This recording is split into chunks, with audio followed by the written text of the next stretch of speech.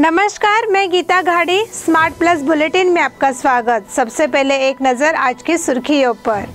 संसद अधिवेशन के पहले दिन ही हंगामा, वारकरियों की वारी अब न्यायालय के द्वार पे। मिशन 10वीं का पहला चरण पूरा। यूनियन जिमखाना बचाने के लिए क्रिकेटर एकजुट। सांसद मंगला अंगड़ी जी का शपथ विधि समारोह संपन्न। बृहत लोक अदालत का आयोजन। होटल आदर्शा पैलेस आपके लिए लाए हैं फूड पार्सल और home delivery service, breakfast, lunch और dinner, south Indian, north Indian, tandoori.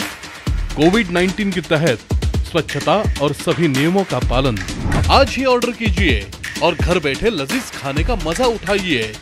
हर पार्सल के साथ एक mask free. Hotel Adarsha palace, Lingaraj college के सामने, कॉलेज रोड, बेलगावी। फोन 0831 243577 और 8884121718। अब देखते हैं विस्तृत समाचार। संसद का मानसून सत्र शुरू हो चुका है और विपक्ष ने पहले दिन प्रधानमंत्री नरेंद्र मोदी जी के भाषण के दौरान हल्ला बोला। हाल ही में केंद्रीय मंत्रिमंडल का विस्तार किया गया है और प्रधानमंत्री नरेंद्र मोदी जी ने विपक्ष पर प्रहार किया। उन्होंने कहा कि उन्होंने सोचा था कि इतनी महिलाओं, दलितों और आदिवासियों को मंत्री बनाए जाने के बाद संसद में उत्साह होगा। इस बीच विपक्ष ने जोरदार हंगामा करना शुरू कर दिया। मैंने सोचा था कि संसद में उत्साह होगा क्योंकि वहाँ इतनी सारी महिलाएं, दलित और आदिवासी मंत्री थे। इस अवसर पर कृषि, ग्रामीण और अन्य पिछड़ा वर्ग समुदाय के सहयोगियों को मंत्रिमंडल में रखा गया है, लेकिन कुछ लोग महिलाओं, ओबीसी और किसानों के बच्चों को मंत्री बनने का मौका देने से खुश नहीं है। प्रधानमंत्री नरेंद्र मोदी जी ने विपक्ष पर जमकर निशाना साधते हुए कहा, इससे उन्हें परिचय नहीं मिल पाता। यह टिप्पणी प्रधानमंत्री नरेंद्र मोदी जी के लोकसभा में मंत्रिमंडल की शुरुआत करते हुए सामने आई है। वारकरियों की वारी अब न्यायालय के द्वार पर। हालांकि कोरोना संकट की तीव्रता थम गई है, लेकिन ठाकरे सरकार ने इस साल कदम कदम पर प्रतिबंध लगाने का फैसला किया है क्योंकि तीसरी लहर का खतरा है। राज्य सरकार ने वारी पर निर्णय लेते समय केवल कुछ 10 दिंडियों को अनुमति दी है और ये दिंडियां एक बस में पंढरपुर पहुंचेंगी। ठाकरे सरकार द्वारा लिए गए फैसले को लेकर नाराजगी है। पंढरपुर वारी अब सुप्रीम कोर्ट पहुंच गई है क्योंकि इसे विपक्ष द्वारा निशाना बनाया जा रहा है। कोरोना की वजह से पिछले साल पैदल वारी रद्द कर दी गई थी। राज्य सरकार ने इस साल भी पैदल वारी को रद्द कर दिया है। हालांकि कुछ 10 दिंडियों को अनुमति दी है। पंढरपुर वारी को लेकर राज्य सरकार द्वारा लिए गए फैसले को सुप्रीम कोर्ट में चुनौती दी गई थी। राज्य सरकार ने आषाढ़ वारी के लिए लाखों वारकरियों सहित 250 पंजीकृत पालकियों को अनुमति देने से इनकार कर दिया है। याचिका में कहा गया है कि यह फैसला वारकरियों के मौलिक अधिकारों का हनन है। मिशन 10वीं का पहला चरण पूरा। छात्रों और अभिभावकों के लिए निर्धारित 10वीं कक्षा की परीक्षा सोमवार को शुरू हुई। इसका पहला चरण पूरा हो चुका है और अब दूसरा चरण गुरुवार को होने जा रहा है। छात्र पहले दिन भारी बारिश में परीक्षा देते नजर आए। इसी तरह नियमों का पालन करते हुए परीक्षा आयोजित की गई। सभी स्कूलों के परिसर में छात्रों की स्वास्थ्य जांच को लेकर कड़ी सतर्कता की तस्वीर सामने आई। सुबह 9 बजे से ही शहर के स्कूलों में छात्रों का प्रवाह बहने लगा था। छात्र वर्ग पहले ही घोषणा कर चुका है कि वह नियमों का पालन करते हुए परीक्षा में बैठने के लिए तैयार है। उन्हें बताया गया कि छात्रों की तैयारियां पूरी कर ली गई है क्योंकि उन्होंने नए तरीके से पेपर देने के लिए पहले ही प्रैक्टिस एग्जाम करा दिए थे। हर जगह छात्रों को कड़ी परीक्षा का सामना करना पड़ा। मास्क, सैनिटाइजर का उपयोग कर छात्र वर्ग को परीक्षा केंद्र में प्रवेश देने की योजना बनाई गई। स्कूल के प्रवेश द्वार पर शिक्षा विभाग द्वारा विशेष स्टाफ की नियुक्ति की गई थी। छात्रों की स्वास्थ्य जांच के बाद उन्हें कक्षाओं में प्रवेश देकर नियमानुसार परीक्षा देने के निर्देश दिए गए। यूनियन जिमखाना बचाने के लिए क्रिकेटर एकजुट। रक्षा संपदा बेंगलोर द्वारा नियंत्रण सीमा के भीतर मैदान और स्कूलों को नोटिस जारी किए गए हैं। यूनियन जिमखाना लीज बढ़ाने के लिए 12 करोड़ रुपए का नोटिस जारी किया गया है। इसके लिए सोमवार को बेलगाम के सभी क्रिकेटर और यूनियन जिमखाना पदाधिकारी, जिलाधिकारी एमजी हिरेमठ और कैंटोनमेंट बोर्ड के सीईओ वर्चस्व को लेकर निवेदन जारी किया गया। इस मौके पर सोमवार सुबह अध्यक्ष चंद्रकांत बांडगी, उपाध्यक्ष संजय पोद्दार, सचिव प्रसन्न सुंठनकर, निर्देशक सुहास कुलकर्णी, संजय मोरे, संजय चौहान मौजूद थे। अध्यक्ष चंद्रकांत बांडगी ने कहा कि डिफेंस एस्टेट बेंगलोर ने यूनियन जिमखाना ग्राउंड को 1.2 करोड़ रुपए का नोटिस जारी किया है, जो लीज को वापस लेने के लिए 100 साल से अधिक समय से लोकप्रिय है, लेकिन पिछले कई सालों से बच्चों को ट्रेनिंग दी जा रही है। क्रिकेट के साथ साथ badminton, lawn tennis, snooker, billiards को प्रशिक्षित किया जाता है और कॉम्पिटिशन्स आयोजित किए जाते हैं। हम उभरते बच्चों को कम फीस पर उच्च प्रशिक्षण दे रहे हैं। सेना दल के आदेशानुसार संघ जिमखाना संस्थान को इतनी बड़ी राशि का भुगतान नहीं किया जा सकता है। कलेक्टर ने परिसर में पत्रकारों से कहा कि इस पर विस्तार से विचार करने के बाद खिलाड़ियों को न्याय दिलाया जाएगा। सांसद मंगला अंगड़ी जी का शपथ विधि समारोह संपन्न। बेलगाम लोकसभा उपचुनाव जीतने वाले और सांसद बनने वाले मंगला सुरेश अंगड़ी जी ने सोमवार को अपने पद की शपथ ली। उनका शपथ ग्रहण सांसद के सत्र की शुरुआत में हुआ। उन्होंने कन्नड़ में सांसद के रूप में शपथ ली। इससे पहले शपथ ग्रहण समारोह की पूर्व संध्या पर मंगला अंगड़ी जी दिल्ली गए थे। वहां द्वारका में सेक्टर 24 के शमशान में रेल राज्य मंत्री सुरेश अंगड़ी जी की समाधि को अभिवादन किया। उनके साथ दामाद संकल्प शेट्टर, बेटी श्रद्धा शेट्टर उपस्थित थे। बृहत लोक अदालत का आयोजन। न्यायालय में लंबे समय से लंबित मामलों के निस्तारण के लिए 14 अगस्त को एक बड़ी लोक अदालत का आयोजन किया गया था।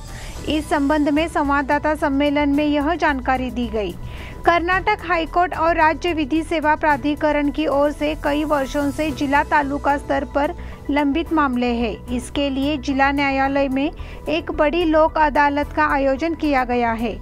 इसके बाद जिला सत्र न्यायाधीश ने वकीलों के साथ साथ पक्षकारों से इस लोक अदालत का लाभ उठाने की अपील की। ऐसा एनएम जोशी ने कहा। उन्होंने कहा कि कोरोना अवधि के दौरान अदालती कार्यवाही भी प्रभावित हुई है। लोक अदालतों में लंबित मामलों का प्रयास किया जाएगा और दुर्घटना वितरण, बैंक का भुगतान न करने, सोसाइटी चेक आदि मामलों का निस्तारण किया जाएगा। उन्होंने यह भी कहा कि जूम ऐप, व्हाट्सएप कॉलिंग के माध्यम से देश विदेश से पक्षकार लोक अदालतों में भाग ले सकते हैं। इस बुलेटिन के अगले समाचार छोटे से ब्रेक के बाद।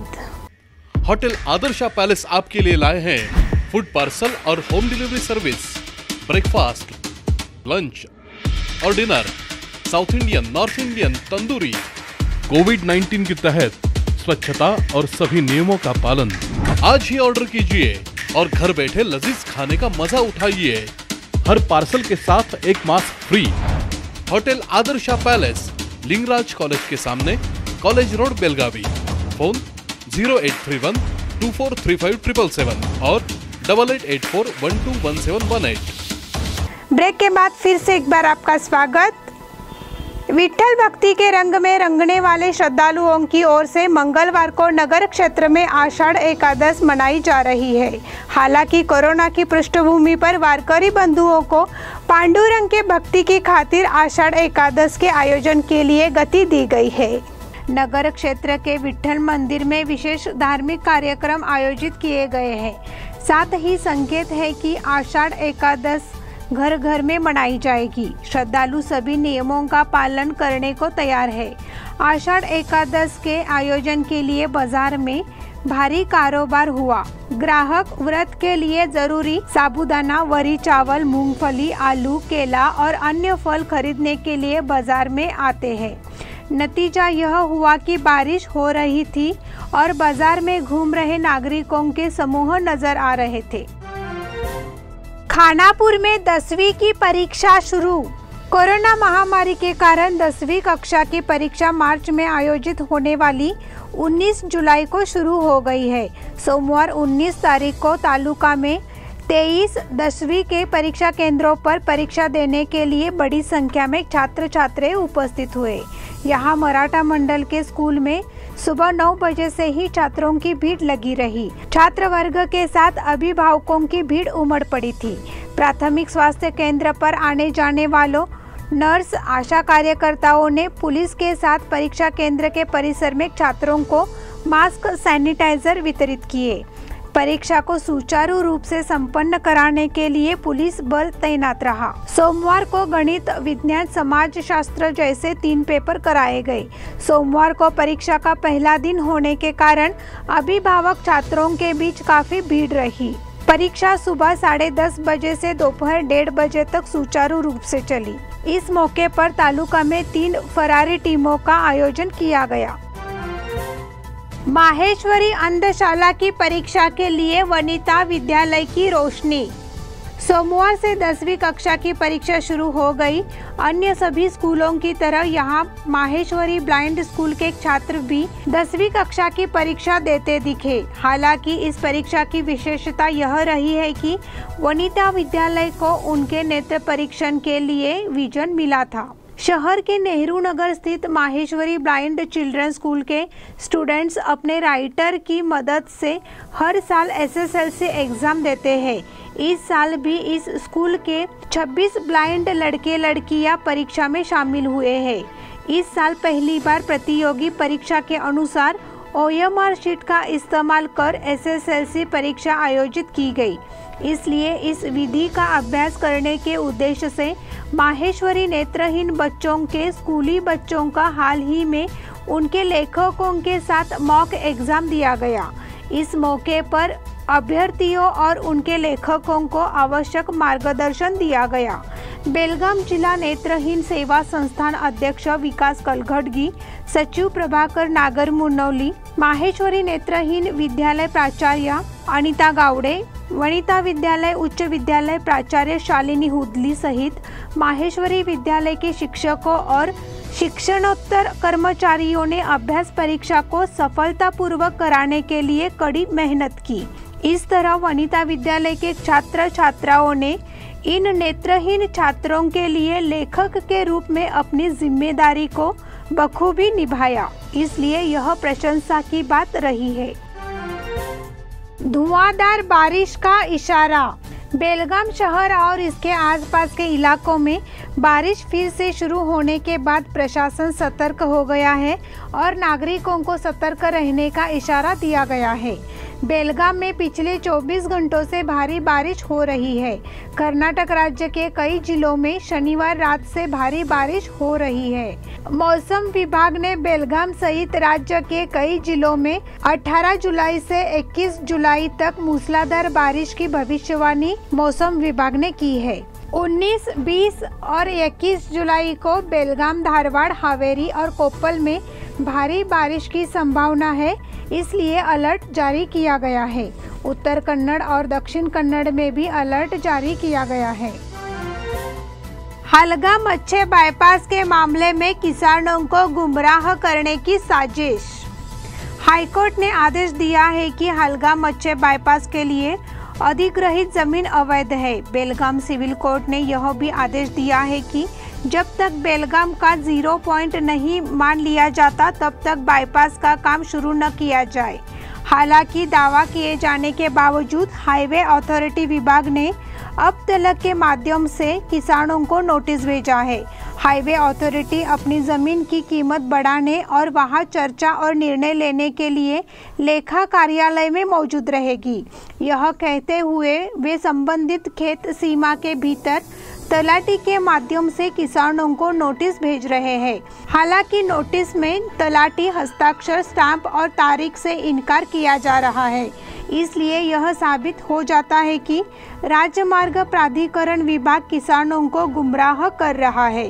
बेलगाम तालुका रैयत संगठन ने बाईपास में जमीन गंवाने वाले किसानों से अपील करते हुए मांग की है कि अगर कोई भी तलाठी अथवा के संबंध में नोटिस देने के लिए आए तो उनके हस्ताक्षर, स्टाम्प और तारीख जांच ले। जल जीवन मिशन के लिए बैठक संपन्न। मंत्री गोविंद कारजोल ने सुझाव दिया है कि जल जीवन मिशन योजना पर कार्रवाई होनी चाहिए।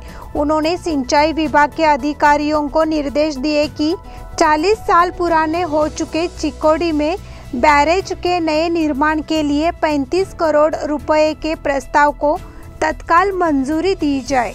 रविवार को उन्होंने सरकारी रेस्ट हाउस में जल जीवन मिशन, मल्टीग्राम पेयजल योजना, कोरोना कंट्रोल आदि मुद्दों पर अधिकारियों की बैठक ली। बैठक में मंत्री महोदय ने आगे कहा, 1980 में 060 टीएमसी क्षमता वाले कल्लोल बैरेज की स्थापना की गई थी। यह बैरेज 40 साल पुराना है, इसलिए नया बैरेज स्थापित करने की जरूरत है ताकि इसके लिए अपेक्षित जल भंडारण न हो। सिंचाई विभाग के इंजीनियर CD पाटिल ने कहा। जैसे ही उन्होंने इस मुद्दे पर उप मुख्यमंत्री का ध्यान आकृष्ट कराया, उन्होंने तत्काल अपर मुख्य सचिव से बात की और सुझाव दिया कि 35 करोड़ रुपए के प्रस्ताव को मंजूरी दी जाए। कल्लोल बैरेज के निर्माण से राजापुर और कलमवाड़ी बैरेज से आने वाले पानी के भंडारण में मदद मिलेगी। महाराष्ट्र में बारिश कम है, इसलिए बैठक में बताया गया कि फिलहाल बाढ़ का कोई खतरा नहीं है। खानापुर तालुका में आंगनबाड़ी भर्ती में मराठी भाषियों को अवसर। बड़ी संख्या में मराठी बोलने वाले खानापुर तालुका के मराठी भाषी नागरिकों के पास शिक्षण भर्ती के बिना कर्नाटक में नौकरी के अवसर नहीं है। इस कारण तालुका में कई युवक युवतियां बेरोजगार है। तालुका में कई सालों बाद आंगनबाड़ी शिक्षिका और सहायिकाओं की भर्ती के लिए ऑनलाइन आवेदन मांगे गए हैं, इसलिए यह अवसर उपलब्ध कराया गया है। इसलिए हर युवती आंगनबाड़ी शिक्षिका बनना चाहती है, क्योंकि किसी अन्य विभाग में मराठी भाषी उम्मीदवार के लिए अवसर नहीं है। तालुका में हजारों युवतियां ग्रेजुएट हैं। हालांकि कर्नाटक में पिछले 65 सालों से मराठी भाषियों को नौकरी नहीं दी गई है और अब से मराठी बोलने वालों को कन्नड़ माध्यम का मुद्दा दूसरे खातों में उठाकर सरकारी नौकरी हासिल करनी है। इसके लिए जरूरी है कि हाल ही में तालुका में मराठी भाषी गांवों से आंगनबाड़ी सेविकाओं और आंगनबाड़ी सहायिकाओं की भर्ती का अवसर मिल सके। इसी के साथ स्मार्ट प्लस बुलेटिन के आज के समाचार समाप्त हुए। धन्यवाद।